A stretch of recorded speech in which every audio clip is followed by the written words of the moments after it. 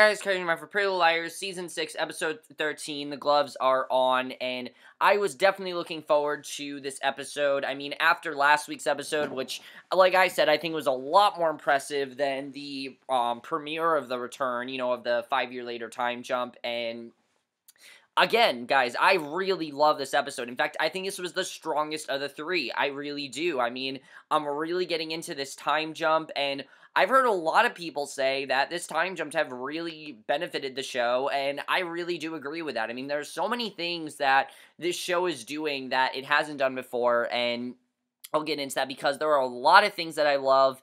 And let me just say right off the bat that something I really do love that the show is doing is that this could easily be a rehashing. That's exactly what this could be, a complete rehashing, and, just change some elements, and it's basically the same thing. That's not what this is. This is not a rehashing, I think, at all. I don't think that they really are rehashing anything. They're rehashing a few things here and there, but for the most part, I really think this is working as its own thing, but let's get in this episode because, like I said, I really enjoyed it, and we start off right off the bat. Emily, Hannah, and Spencer at the spa at the hotel getting facials, and they invited Arya to join them, but she never showed up for whatever reason, and Spencer is certain that she's hiding something about Ezra from the other liars. She knows that there's clearly something that's going on with Ezra that Arya's just not telling them, and Hannah says that they don't have anything to worry about because she deleted the security tape footage at the hotel, and Emily and Spencer think that this was a big mistake, that they could have had, who was they could have had that footage and used that as collateral for, getting information of Arya. They could have done that, and I definitely do agree with that. That definitely would have been a good opportunity for them to do that, but the girls all leave, and Emily then bumps into Sarah, and we start to find out a lot more about what is going on with Sarah. Sarah basically was listening into their entire conversation while she was in the next room, and Emily's shouting at her, tells her to stop following them, and she's giving her literally no information. There's nothing that she's telling her, and Sarah honestly was creepy. I'm really getting that creepy vibe from Sarah. Something I definitely really love is that I really do see Simona, and even Jenna in Sarah. I mean, she really has that creepy undertone. We don't know what's happening, and I definitely really do like that. So Lorenzo then shows up at the hotel and corners Ashley, and he's investigating Charlotte's murder and thinks it's suspicious that somebody deleted the security tape footage. By the way, guys, there was no Allie in this episode, and I'm going to talk about why I think Allie's not in this episode, and might not even be on the show for a while. I'll talk about why. But he's investigating Charlotte's murder and thinks it's suspicious that somebody deleted the security tape footage from the night that she was killed. And he says that they have an IT specialist checking in to see if the videos were deleted. He wants a list of all the guests that were at the hotel that night, and because any one of those guests could have been the one that killed Charlotte. And I definitely think Lorenzo is being very smart about this. He doesn't have any upright suspects, but he definitely is looking into this the right way. And obviously, Ashley, since she owns the hotel, it would make sense to obviously, ask her if there was anything that was going on, because for all he knew, she could have seen what happened and is not telling him, and I'm definitely interested in seeing what's going on there.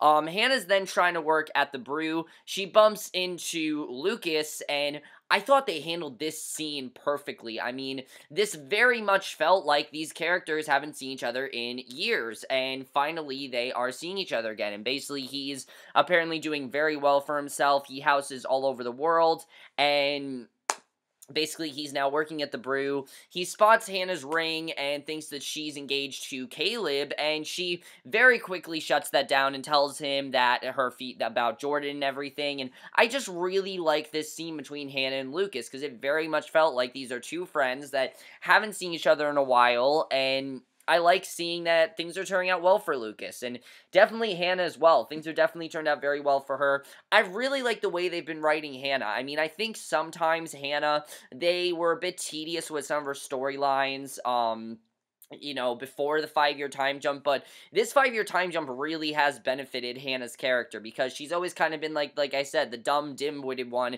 and it definitely seems like they're trying to write her in a more serious direction, and I really do like that. So Melissa then wanders into the barn, and we haven't seen Melissa in I don't know how long, but it's felt like a very long time since we saw her. But definitely she needs to be here because she finds Caleb in there working on his computer. Spencer arrives. She's rushing because she's on the way to Hollis to register students to vote for her mom. And Caleb offers to make her some breakfast, rushes off to the kitchen, and Melissa then questions Spencer about her relationship with Caleb. And she insists that they are just friends. Let's talk about this because I am hearing everyone bash about this and say, oh, this is such a horrible idea, getting Spencer with Caleb and getting these two together. Let me just say, first of all, that I'm honestly loving the way they're handling this. I really do because, like I've said to you guys before, who you're friends with or, who you're friends with or who your boyfriend is in high school is not necessarily the person you're going to end up with. And this definitely makes perfect sense. I mean, Caleb was out there, Spencer met up with him, and they've just gotten very close, and I really like these scenes between them. I mean, the fact that Spencer has someone like Caleb. Spencer did always have Toby, but Toby was always like, oh, I'm gonna protect you, and I'm gonna do all these things. There were all this bullshit with them, so seeing her with Caleb, someone who's different for a change, I definitely really do like seeing that, and I really do like this relationship. Definitely, and I'm gonna call it a relation because that definitely, by the end of this episode, is what it is. So Ashley then corners Hannah and demands to know if her and her friends tampered with the security footage, and Hannah insists that she had nothing to do with it. Ashley's freaking out because this kind of has just come out of nowhere.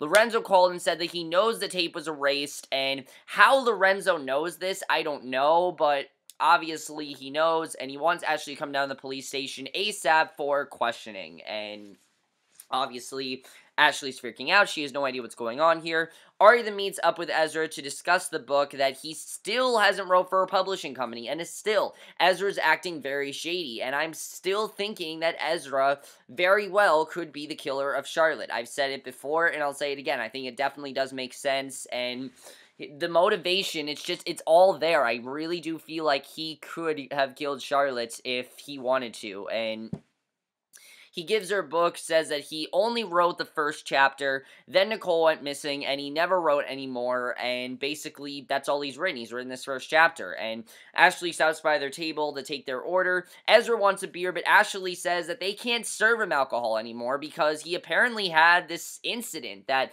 he doesn't really feel is a big idea, but Ashley thinks it's a huge idea, and turning Ezra into a drunk sounded a bit silly. I mean, when I first heard on paper that Ezra's going to be an alcoholic, I didn't really think it made a lot of sense, but knowing what he's gone through, yeah, that definitely makes sense. I mean, when someone dies, you turn to alcohol, you really do, and it's clear that, to me at least, that Ezra, I don't think, really had anyone to support him. He didn't have anyone to talk to. He didn't have anyone to really, give him closure to Nicole's death. And it's clear he hasn't, I don't think, gotten closure to Nicole's death. And because of that, this has,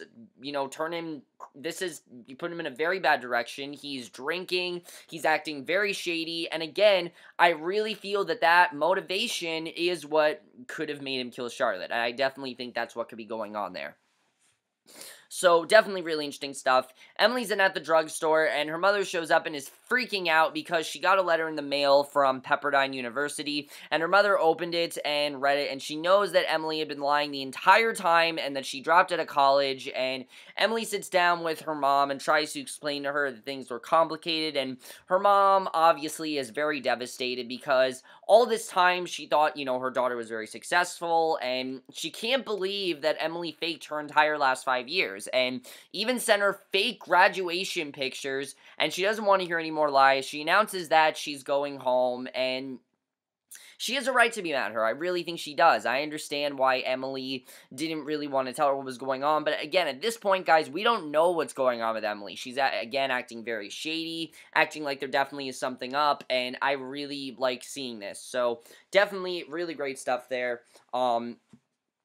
Hannah then rushes over to Lucas's house. She fills him in on what happened at the hotel the night that Charlotte was killed, and she says that she needs an alibi. This is the one thing that concerns her the most, that she needs an alibi because she and the other girls were drunk, and she wants Lucas to flat out lie and say that he came to her hotel room and was with her when Charlotte was killed, And Lucas is acting very strange, obviously, at first, but then he tells Hannah that now why he was acting strange, I'm not really sure. Maybe this is all just processing this information, but he then tells Hannah that she needs his help, if she needs his help, he will be there for her, and most likely he is going to be her alibi. So, definitely like seeing that.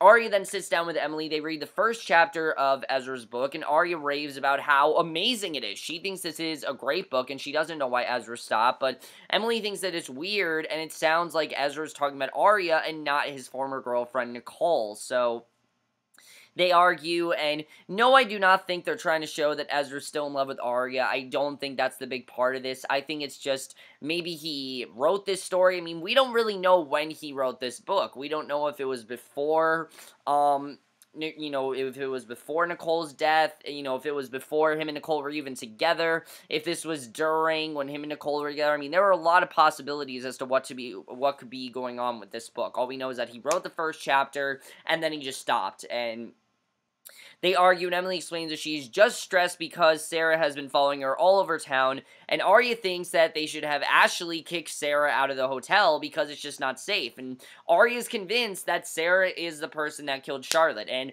I can definitely understand that. I mean, the way that Sarah's acting, she always acts very shady around them, is acting like they're asking her very, very, personal questions, which they're really not. I mean, the questions they're asking her, I think, make a lot of sense, and really aren't anything that Sarah can't answer. She just flat out doesn't want to. It's pretty clear to me that she just doesn't really want to answer these questions. So Hannah meets up with Spencer and tells her that she cleaned up their mess, and Lucas is going to meet them to help them and says he is their alibi. Talk turns to Caleb, and I really like this scene here because I really thought they were going this direction of there was going to be all this drama between Hannah and Spencer, but no, Hannah's moved on, and Hannah reassures Spencer that she is over him. She doesn't need to know what's going on between Spencer and Caleb, and she basically just gives them her blessing. She says, look, I'm getting married, I don't really care what happens to you guys, and if you guys want me together, I'm perfectly fine with that, and I definitely like showing that. And honestly, in my opinion at least, I think out of the four liars, Hannah's definitely grown the most. I think Hannah is realizing that they've grown up. They don't really need, this high school drama anymore. There's no reason for it. She doesn't need to have all this, there's really nothing for her to be upset about. Her and Caleb were not together at the time. There's nothing for Hannah to be upset about. And I like that Hannah did give Spencer her blessing. I definitely like seeing that. And Hannah then asked Spencer if she has feelings for Caleb, and Spencer doesn't answer. It's obvious that it's very complicated right now, and I don't know if she actually does. I mean, she kind of does confess in this episode, but I really feel things are just very complicated right now. Spencer's in this stage where she wants to move forward, but at the same time, she doesn't know if she should, and she admits that she hasn't told anyone about her feelings for Caleb because she's scared that he doesn't feel the same way about her, and Hannah encourages Spencer to talk to Caleb and see where they stand, which I thought was very good advice, and I really like seeing that. By the way, no Jordan in this episode, which I was fine with. I like his character overall. I hope we see more of him, but Jordan was not in this episode. So, Arya then meets up with not Spencer. Arya then meets up with Ezra. She tells him that the first chapter of his book was amazing, and he needs to finish it, obviously, because it's a very good book, and in many ways, I feel like this could be a good way for Ezra to get out his emotions. I mean, a big part of writing is getting out what you need to say, and Ezra, I think this could honestly be very therapeutic for him if he maybe writes out how he feels, and she wants the world to know how compassionate, sensitive, and kind that he really is, because at this point, nobody really sees that right now. Everyone really thinks that Ezra is acting very shady, and they think that he's this alcoholic, and she wants everyone to know what Ezra really is like, and Ezra then again scoffs that he might not be all of those things, and then he storms off. So, what does that mean? I'm not really sure, but again, very, very shady. So, meanwhile, Spencer is being hounded by a college journalist at Hollis while she's arguing with the reporter Damien. She learns that Mona is working for the opposing team and running the campaign, the person who's running against Spencer's mom. And obviously, Spencer's shocked.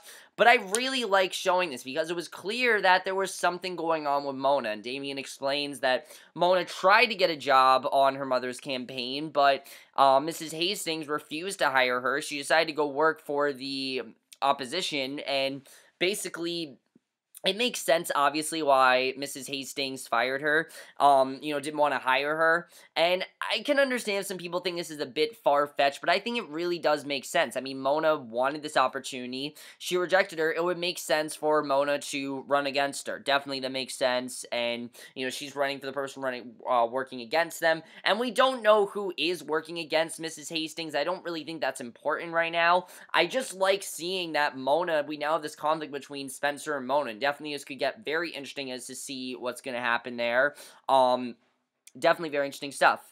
So later the girls are hanging out at Arya's house, and Hannah catches Emily in the bathroom injecting a needle into her leg, and again, we don't know what that means. We know that Emily has been getting this help, from a doctor, but finally we get the confession in this episode, which I thought was a lot better than what they were going to do, because a lot of people were thinking Emily's has cancer, it's clear that it's cancer, that's what it's going to be. And I was convinced too. I was convinced by last week's episode that Emily could very well have cancer, and that's why she's hiding it.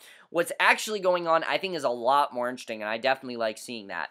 So Hannah corners Emily and demands to know what is going on, and she tells Emily that she doesn't have to lie to her, and that this is in high school, and they don't need all these lies, and she thinks that Emily is sick, and that's what's going on, as did we all, but what's actually going on, like I said, I think is a lot more interesting, because Emily explains that she dropped out of school, she blew through all of her money, and she's now donating her eggs and getting paid for it, and Hannah comforts Emily, tells her that she doesn't need to do this, but Emily says that she wants to, that, there's a family out there that she's really going to help out, and she tells her that whoever she's given the eggs to is going to be the luckiest couple in the world, and just knowing that Emily is doing this, I think is very interesting as to what's going on there. My only worry is I really do feel something is going to go wrong with the surgery. I don't know what, but just the way this is headed, I don't see things going well here. I really see this as something could go wrong with the surgery. I'm not really sure, but very interesting stuff. I think they really did a great job with doing something very unexpected, because like I said, I really thought it was going to be that she had cancer or something like that, but no, it's simply that she dropped out of high school, she dropped out of college, she had to because of all of her money issues and things like that, and basically because of that, she now needs money, so she's going to donate her eggs. It makes sense, and I definitely like seeing that. Very good twist. So Hannah heads to the police station to talk to Lorenzo. She tells him that Lucas stopped by the hotel room the night that they were hanging out, and he brought her fried mozzarella sticks. And Lorenzo brings Lucas in, questions him about visiting Hannah. Lucas screws up his story, doesn't make any sense, and Lorenzo can tell that he is lying. And I don't know if Lucas is someone that could have murdered Charlotte. I'm not really sure. But the way that Lucas was acting was very strange, and there were several times throughout this episode. Not as shady as Ezra, definitely not as shady as Ezra, but he definitely is acting very weird, and maybe it's just that Lucas didn't think he was going to have to do all this, and maybe is just kind of nervous, but I'm not really sure. I mean, it's clear that Lucas is acting weird, and there's a reason why, and we don't really know what that is, and we'll have to see what happens there, because that definitely is going to get very interesting.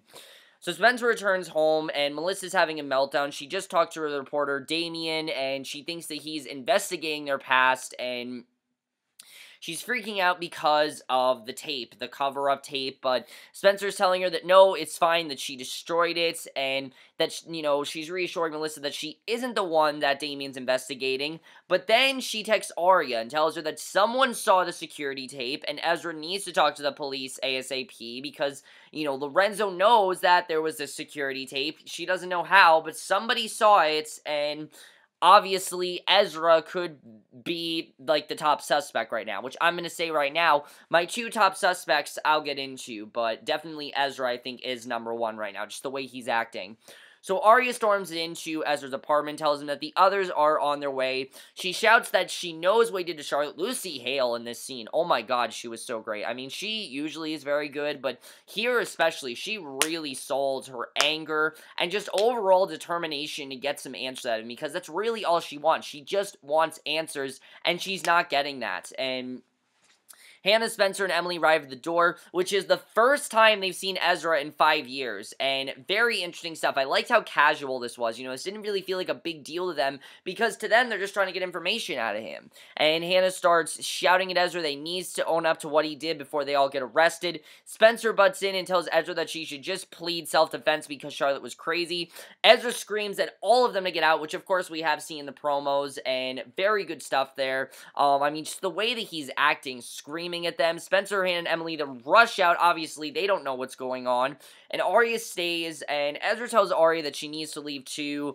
And Arya gets emotional, and I like what she says. She says that Ezra isn't the same person that she used to know, and then she storms out as well. So she really doesn't trust Ezra either. She knows that there's something off. She can't tell what it is. But definitely, she does not trust him right now, and I definitely like seeing that. So, he really needs to give an explanation, because right now, at least, he's not listening, she's not going to believe anything he says, it seems. Definitely, it doesn't seem that way.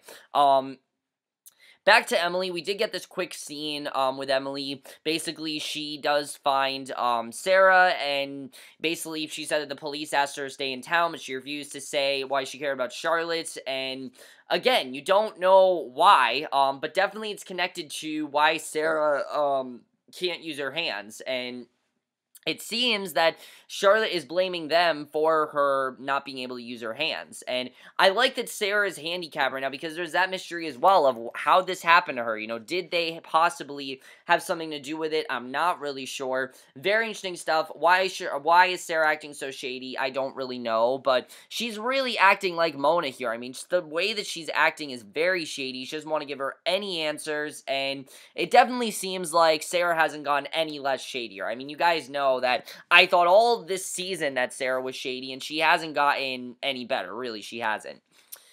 So, basically, Emily then returns home, and, well, wait, oh, I forgot this. Spencer returns home, Caleb's waiting for her. He tells her, he can tell that something is bothering her, and she asks Caleb who he thinks killed Charlotte, and Caleb says that Sarah is at the top of the list. He's convinced that it's Sarah, and Spencer says that she doubts it was Sarah, and then realizes that Caleb has no idea that Sarah is basically handicapped now and can't use her hands, and basically, she fills Caleb on what happened to Sarah the night of prom. Basically, we find out that she was electrocuted while they were trying to find Charlotte, and Emily punched Sarah in the head, which, of course, this is stuff we knew, but definitely something happened there. Caleb confronts Spencer, reassures her that what happened to Sarah was not her fault, and I just really like this. I like seeing Caleb tell Spencer that this is not your fault, that he's there for her, he has that support for her. I just really like seeing someone supportive towards Spencer. I mean, this is something that we need to see, and I like seeing that Spencer really has someone like right now. Very nice stuff between them. I'm really loving their scenes, I have to say.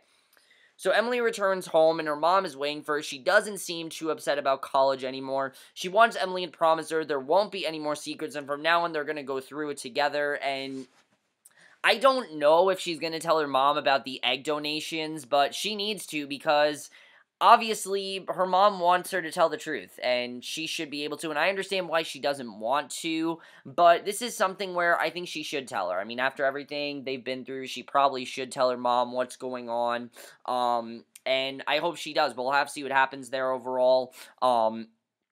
And basically, she tells her to come back to her in the future if she has any questions. I just really like that scene. Very good stuff there. Hannah then visits Lucas and apologizes for dragging him into this. She reassures Lucas that she didn't have anything to do with Charlotte's death, and Hannah gets emotional, confesses that her mom thinks that she might be guilty, and of course she doesn't want Ashley to think that. Lucas, we find out, is going out of town, but he gives Hannah the key to his apartment so that she can stay there whenever she wants, and again, I think that Lucas, I don't think he has anything to do with this. I really don't think he does. I mean, just the way that he's acting seems genuine. It really does, but again, many characters feel genuine, and that's always something where you kind of got to second guess everyone and think, could they possibly be the one that did it? I mean, I don't think Caleb or anyone did it, but just the way that Lucas is acting, why was he acting so shady? I'm not really sure. We'll have to see. So Liam then tells Arya that Jillian loved Ezra's draft and she should keep as being his book whisperer and that she should try to get him to write the next page of the book. It's clear that they are really enjoying what Ezra's doing and he just doesn't, I don't think, have that motivation right now. And he needs that motivation, but he doesn't really have it. So we'll have to see what happens there. Spencer and Caleb then drink a few beers together. She thanks him for always being there for her and not judging her. Spencer tries to tell Caleb that she has feelings for him, but she just can't get the words out. She wants to tell him, it doesn't work. Caleb takes her hand, plants a kiss on her, and they start having sex. And I like seeing this, honestly, I did. I thought this was a good scene between them, showing that these are two mature people who don't really need to say that they like each other because they know they like each other. They know that there is, they know that the opportunity is right, the timing is right. I mean, there's really nothing wrong with these two getting together. They're both single. They both have exes that really don't care if they're together or not. I mean, we don't really know how Toby feels about this, which I do think we're going to get his opinion next week, but Hannah gave them her blessing. There's really nothing wrong with these two being together, and I'm perfectly fine with them together. I really don't have a problem with this. So, Hannah's then sitting on her laptop looking at old photos of herself and Caleb in high school, which I like seeing because it's showing that Hannah is remembering her and Caleb, which I'm sure she doesn't really, have feelings for him, but she still does have those memories, and of course she wants to remember them. And then all of a sudden, we see the liars' phones go off. They get an anonymous message, and it reads, "You know who did it, and I'm going to make you talk." But it's not A, because there's not an A symbol at the end of it. The message was accompanied by a devil mask, and the episode cut to someone in a room filled with masks and dolls, disposing black gear and Googling uniforms, and that's basically how the episode ends.